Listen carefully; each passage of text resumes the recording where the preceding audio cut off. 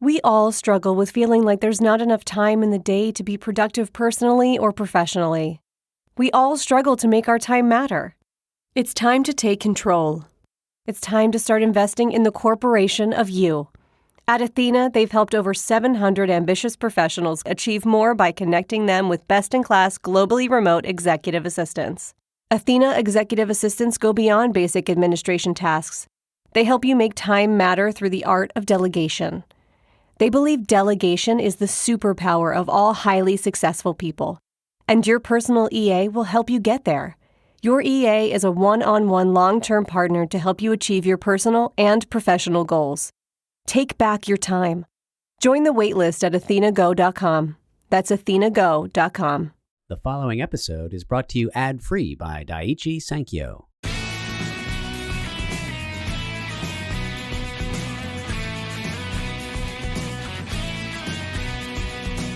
From Off Script Media, I am Matthew Zachary, and this is Out of Patience. On today's show, part 2 in our 2-part miniseries on rare disease, again, particularly rare sarcomas, and particularly clear cell sarcoma.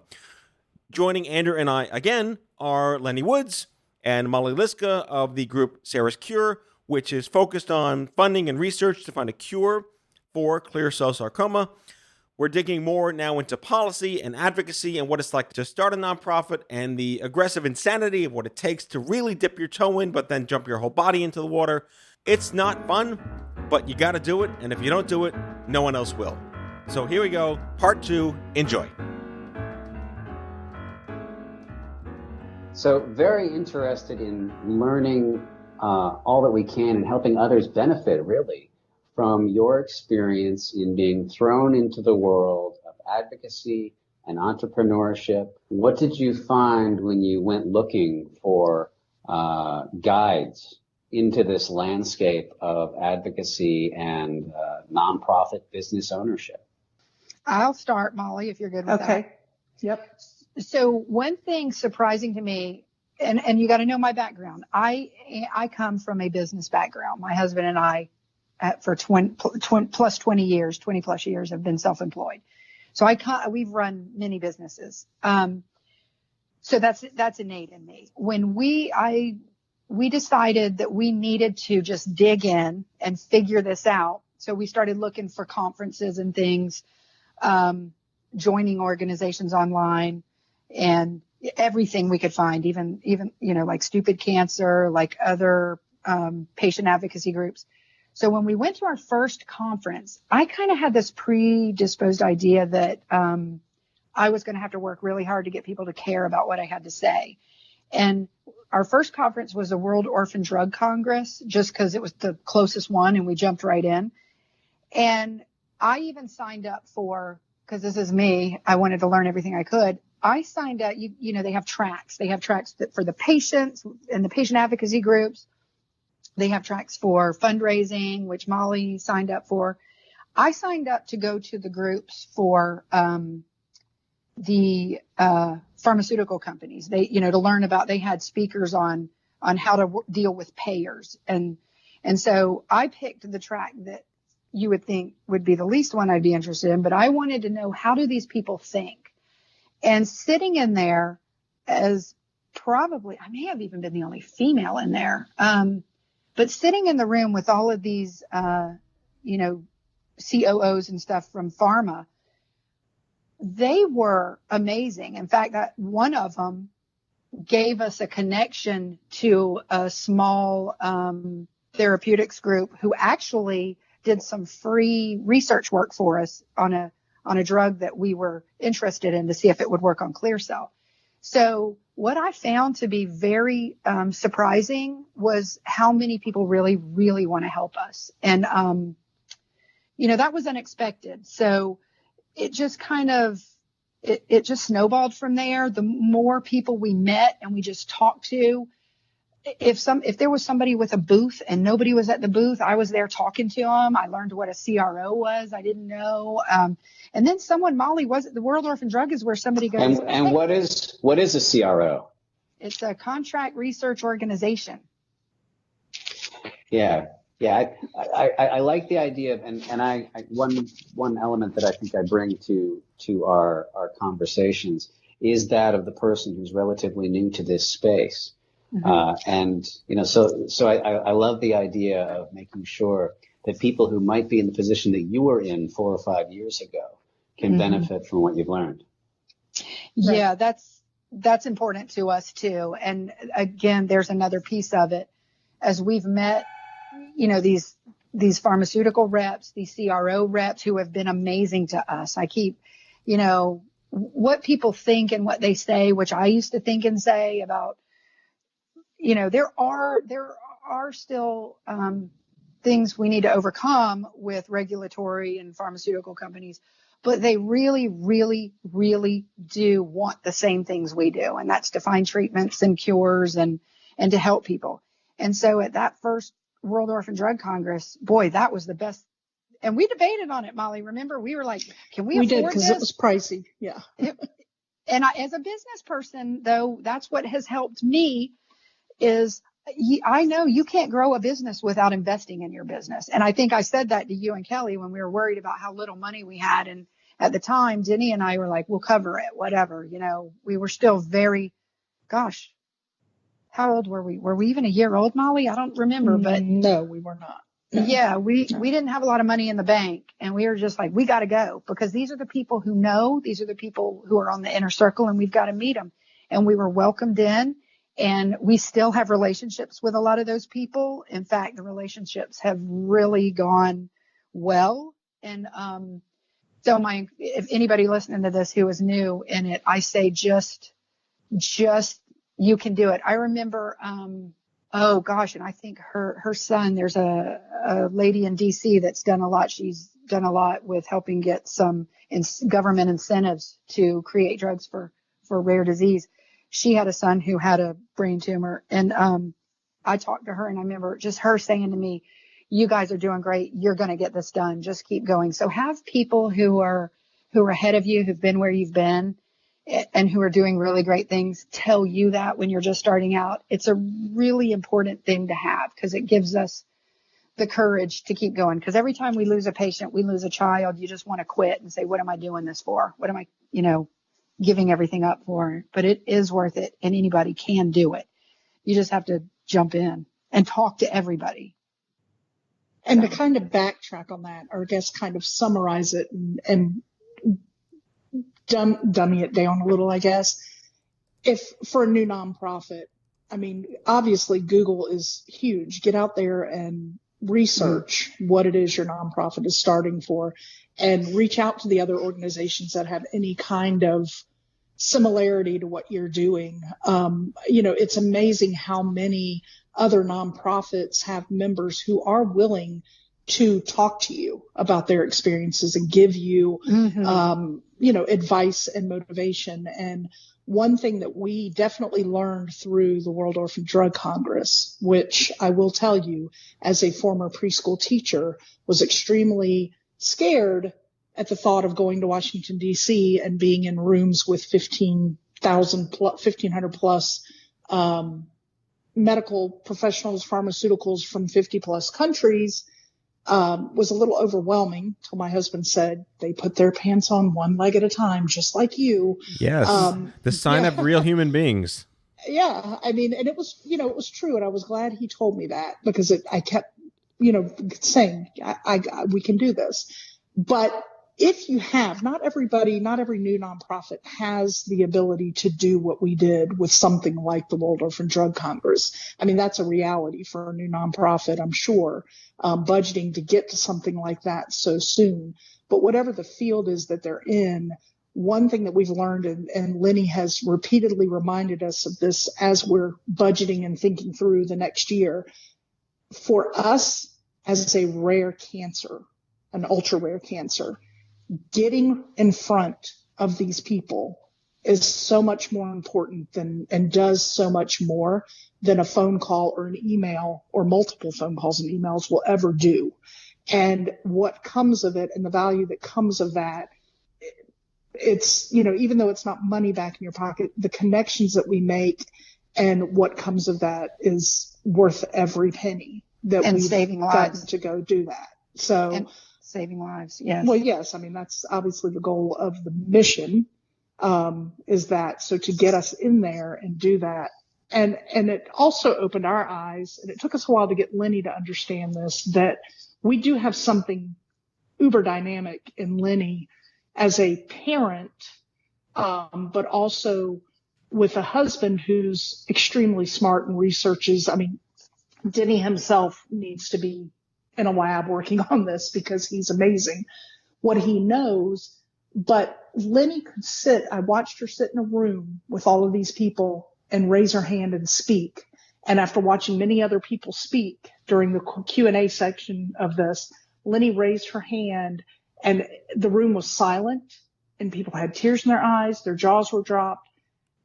She didn't realize she had it in her, but Kelly and I are sitting there with tears down our cheeks.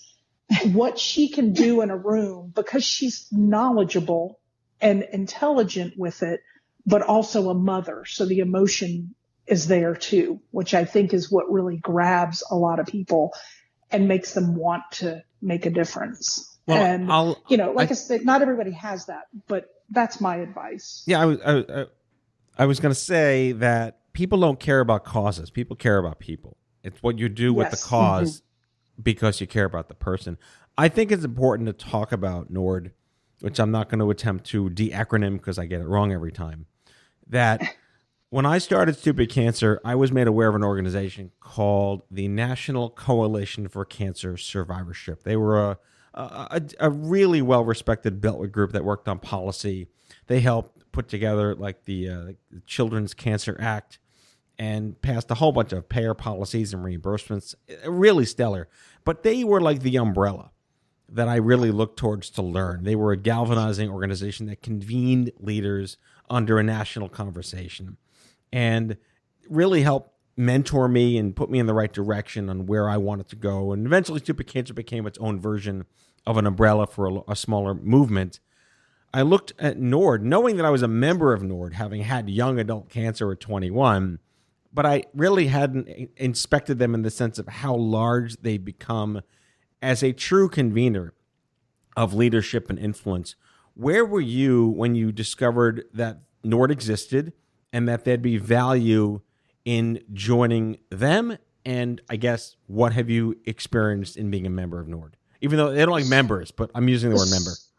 So we both have different experiences with this, obviously, but the first time we found them was at the World Orphan Drug Congress. And who told us? Who told us, Molly? Do you remember? No, I don't remember that somebody told us that. We walked up on their booth with their cute little zebras. And started talking to.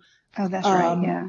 We started speaking to the person there, who I cannot remember who it was, but then they recommended that we set up a meeting with Debbie Drell. And then we went on the app and set up a meeting with her. And then we met her. It was love at first word. Yeah. She was such an amazing, I think we all had chills in many different ways in our 15 to 20 minute coffee talk with Debbie. She gave us a lot of great information in a very short amount of time that then led us to researching the organization on our own as we got back and going to the board with we need to vote on joining this organization.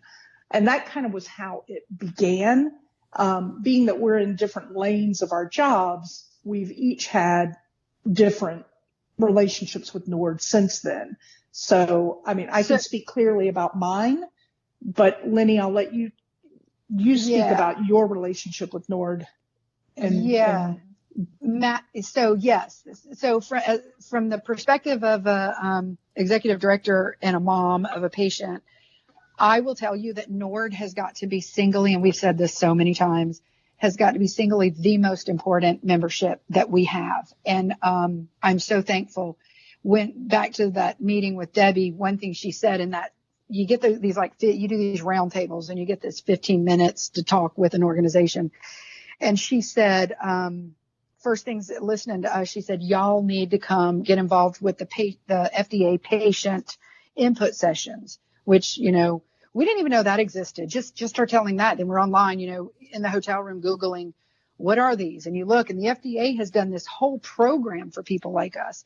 So one was coming up, I think, a week or two after the World Orphan Drug Congress. So I literally, the day before, booked the flight, thought, I got to do it, back to that whole, you got to invest.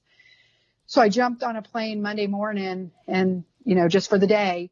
And Debbie had said, she says, I'll meet you there. And it was not that many people there. It was a small room. And it was maybe, I don't know, I don't even think it was 200, maybe 125 to 150. She sat with me. We met early. We were texting. Okay, I'm arriving. She sat there with me. I really didn't realize her position within NORD and what all she does. And I still think that she's not human. She's a robot because she is so incredible. But she sat with me and taught me in that 2 or so hours of that input session exactly how much I didn't know and how much, and certain things, like one that still sticks with me is there was a panel speaker who was another mother of another organization. And I said, and she talked, and Debbie's kind of telling me about her quietly as we're sitting there. And I said, well, I want to be her. And she's got, it's not cancer. In fact, I was one of the few people there representing rare cancer. But this woman was just amazing. And they were really close to getting their approval for a trial. I said, I want to be her. How did she get there? And Debbie leaned over and said, well, I'm going to help you get there. And she literally has since. I mean, she's been so amazing. But she said, first of all, you don't exist. Clear cell sarcoma doesn't exist. And that was my first kind of like really smack in the face of how we're going to have to swim upstream and, kind of make some changes in areas we weren't even thinking about. And I said, what do you mean we don't exist? She says, you don't have an ICD-10 code. In the world of disease or disorders, you are discovered and studied by, getting a diagnosis or getting a treatment, because insurance collects information that way. And without an ICD-10 code, we are not, recorded in any meaningful way with the types of data or treatments or anything like that. So, there's another thing on the list. We need an ICD-10 code. But that was the start of our relationship with NORD. And they were so instrumental in helping us put together proper bylaws. We already had some, but they gave us all this. I mean, the membership to join them is minimal. And if we'd have hired a company to do what they've helped us do with, our advisory stuff, they give you time to get it all together, but they also give you forms to help you understand how to do it, how to go about it.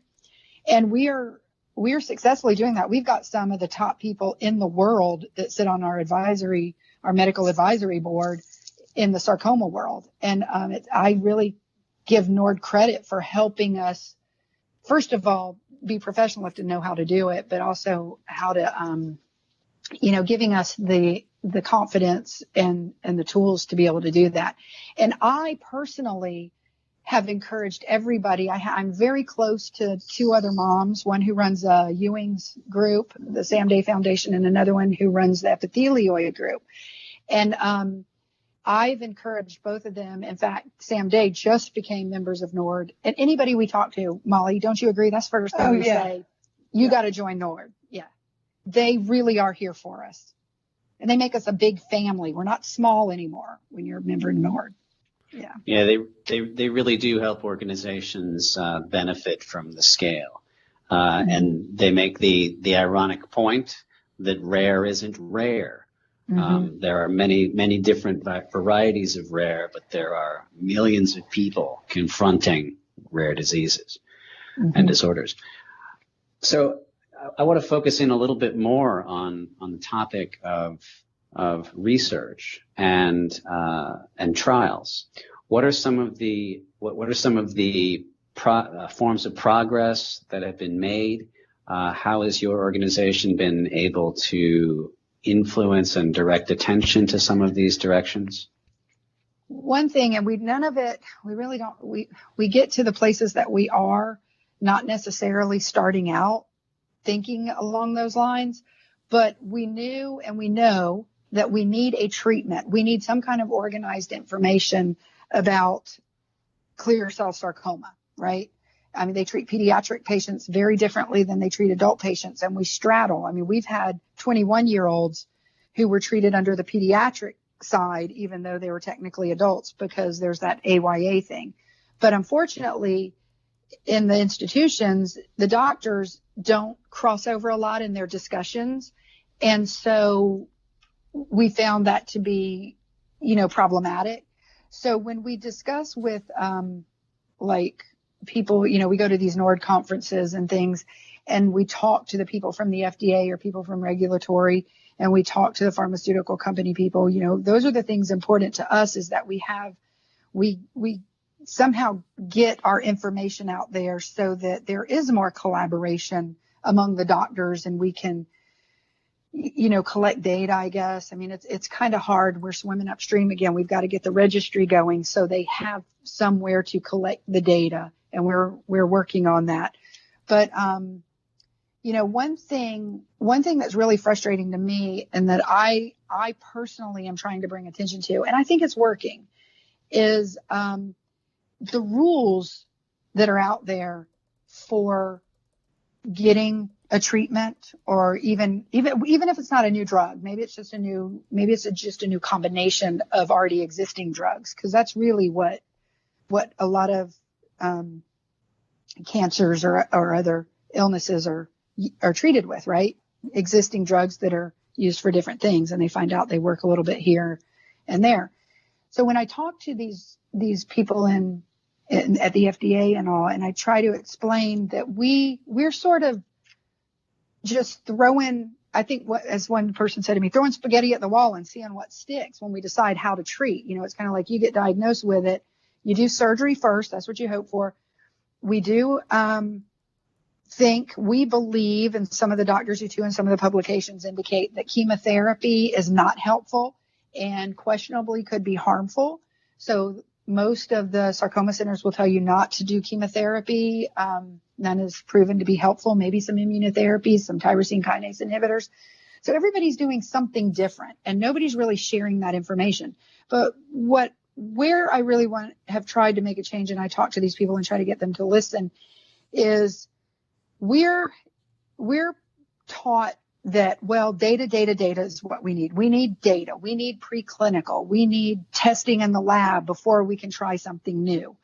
And what's really frustrating and been eye-opening to me is when it comes to clear cell, exactly what you're telling us we need is the opposite of what we're getting. The doctors don't have a protocol. There's not anything written down that says this one thing works. So they just sort of call up their colleagues and say, have you ever had a patient with this, and what did you give them? And it's the same thing over and over again, but then there's no feedback that says, hey, I just, it didn't really work. It's just sort of like, this is what I did. Nobody anywhere that we can find, and believe me, we have researched everything, nobody anywhere that we can find ever did preclinical testing on these go-to treatments for clear cell sarcoma. Now they're used in other sarcoma, and they've been tested in other sarcoma, but they've not been tested in the lab or in any kind of preclinical setting in clear cell sarcoma.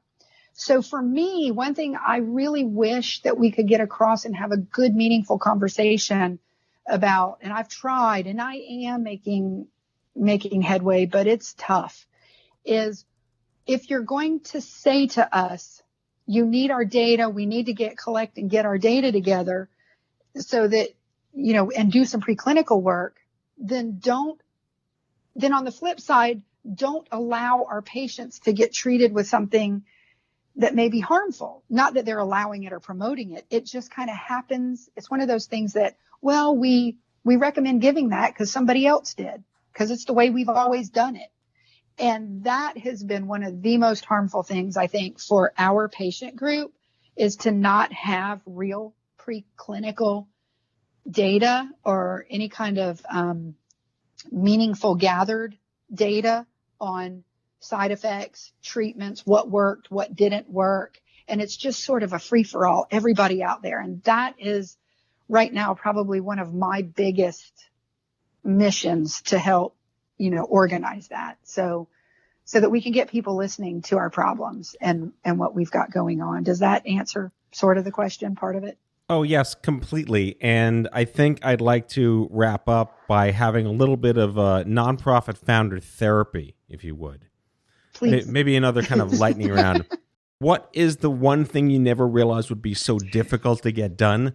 And what did you get done that you thought would be really difficult? Molly, you say all the time, like, you go, I can't stop and think about what all we've done because I'm going to. Well, no, I agree with that. I think, but the difficulties that we have, I think one of our, but I don't know this is exactly what you're looking for. One of our difficult things we fall through with a lot is that we have to wear so many hats. Yeah. And things can fall through the cracks. And we're really, like say we're a realtor and a preschool teacher running this rare disease nonprofit.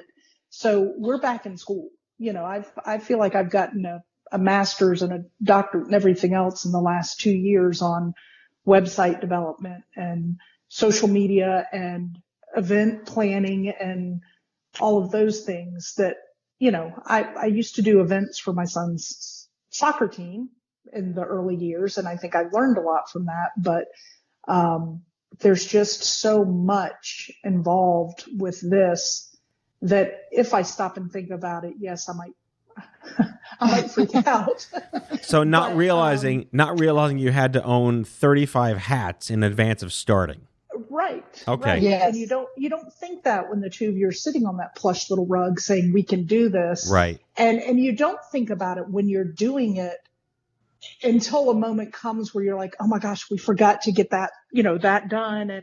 And then you look at your list and you're like, this list, like my job in and of itself, if you look at a more established nonprofit, they've got, 4 different people running each one of those things. And I'm one that's not only running it, but I'm running it in multiple with nobody under.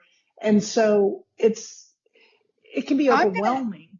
I'm going to add to that because I know Molly doesn't ever recognize this or talk about it, but also one thing we have to realize, and I've realized it by sitting in a room with other nonprofits that I sit on some advising councils with. They did a roll call. We all met up for the very first one. They did a roll call. I was in a room with nonprofits. I think the other youngest one was 15 years old. Here we were 2 years old. And I'm sitting in this room feeling like I am not worthy to be around this group. But an aha moment, and Molly and I realized this, I don't even know if it was an aha or it took a little bit, but we are very different from most other nonprofits in that most nonprofits are in a marathon and we are in a sprint. We need to get a treatment for our patients so that they can survive long enough to join in and help make a difference in the long-term treatments and the long-term survival rates. We don't even, as I said at that advisory council when a speaker, I said, listen, we're not even at the doorstep. They were talking about having a seat at the table so that you can really advocate for your group in front of the regulatory committees and make changes on the Hill and that kind of stuff. And I'm like, that's great. We want to be there too. But right now we're just trying to get to the doorstep because we really, really, really, as Debbie Drell told us, did not exist. But to come off of that and say what like an aha moment was for us goes back to what we started with is ignorance is bliss. We have some pretty amazing CEOs of some pretty amazing pharmaceutical companies going to bat for us. We have top leaders in sarcoma research answering our phone calls across the world at the sarcoma centers in other countries. And, sometimes we're like, we cannot believe, but they care and they want to make a difference and they can't do it. It takes somebody who is touched or loved by or loves someone with this disease. And I think that's been our biggest wow. That's where we are very different than a lot of organizations that develop. So, we appreciate you letting us tell this story too. Thank you. Yes. Lennie Woods is the executive director, and Molly Liska is the chief operating officer, both co-founders of Sara's Cure, whose mission is to fund research and drug development to fast-track a cure for clear cell sarcoma. Check them out online at sarascure.org. Ladies, thank you so much. It's been a great show. The best of luck to you, and we'll definitely be in touch. Thank Andrew and you so I much for having really us. appreciate your time. Yeah, thank you. Thank you. That's all for today, folks. If you like the show, be sure to subscribe, leave a review, follow us on social, and tell all your friends to listen. Out of Patience with Matthew Zachary is a product of Offscript Media. Our executive producer is Matthew Zachary. Our senior producers are Jen Horangeff and Andrew McDowell. Darren Tunn is our production intern. It is recorded, mixed, and edited by Matthew Zachary. Our theme music is by the Mike Van Allen Quintet and by Mara. For advertising and media inquiries, email media@offscript.com. Hit us up at contact@offscript.com to share comments, feedback, and make guest recommendations. For more information, visit offscript.com.